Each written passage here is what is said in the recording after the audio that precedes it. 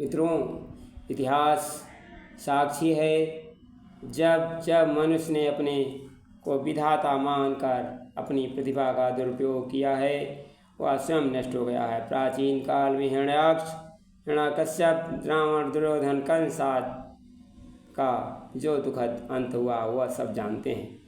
प्राचीन पौराणिक कथाओं को छोड़िए, आज का युग में प्रत्यक्ष प्रमाण देखे जा सकते हैं। जलियांवाला बाग में निरीह बालक, वृद्धों और बेकसूर व्यक्तियों की हत्या करने वाला जनरल डायर उधम सिंह की गोली से मारा गया। नागासाकी, हिरोशिमा के बम फेंकने वाले प्रख्यात मेजर इथरली को अपने इस कुकृत्य में इतनी आत्मग्लानि हुई कि उनका मानसिक संतुलन बिगड़ गया। वे पागल होकर मृत्यु को प्राप्त हुए। आज विश्व महाविनाश की कगार पर खड़ा है। प्रसिद्ध पाश्चात्य वैज्ञानिक आइंस्टीन जर्मनी के थे। परमाणु बम की खोज में इनका बड़ा हाथ था। दूसरे महायुद्ध में ये अमेरिका पहुँचे, जहाँ एटम बम का जन्म दिया। एक बार किसी ने आकर पूछा, बताइए तीसरे युद्ध में कौन से हथियार प्रयुक्त करें। उन्होंने कहा, तीसरे युद्ध की बात छोड़ो, यदि चौथा युद्ध हुआ तो लोग ईंट पत्थरों से लड़ाई लड़ेंगे। दूसरे महायुद्ध में कोलार नामक जर्मनी में सबसे बड़ा शिल्प केंद्र था, जहाँ बड़े बड़े वायुयान, रॉकेट, बम तैयार किए जाते थे।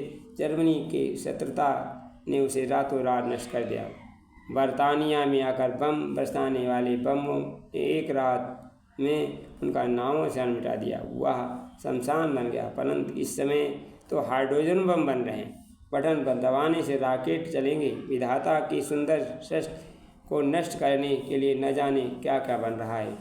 ऐसा पाउडर बन रहा है जिसको हाथ छूते ही शरीर के अंग गलने शुरू हो जाते हैं। काश कोई वैज्ञानिक ऐसा आविष्कार कि बंजर भूमि उपजाऊ हो जाती, कोई ऐसी दवा बनती, गूंगे बोल उठते, अंधे देखने लगते। कोई ऐसा पाउडर बनता जिसे छूकर शारीरिक मानसिक कष्ट दूर हो जाते, मन में सद्बुद्ध जाग उठती। मैडम क्यूरी ने रेडियम का आविष्कार बीमारी दूर करने के लिए किया। उनका नाम इतिहास में अमर हो गया। आज ये प्रतिभाशाली वैज्ञानिक जो बुद्धि का दुरुपयोग कर रहे हैं, क्या इन्हें मानव कहा जा सकता है। देव संस्कृत इन आसुरी प्रपंच से छुटकारा दिला सकती है। सही रूप उभरेगा उस दिन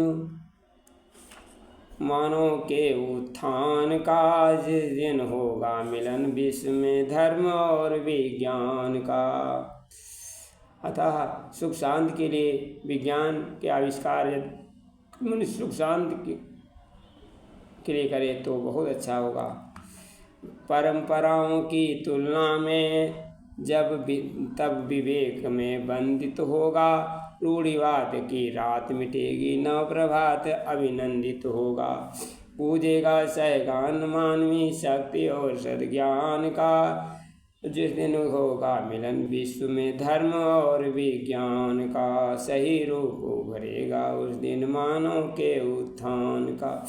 रंग वर्ग जाति भेद की टूटेगी ऊंची दीवारें, नहीं स्वामी का हनन करेंगे संप्रदाय के विषम कंगारे।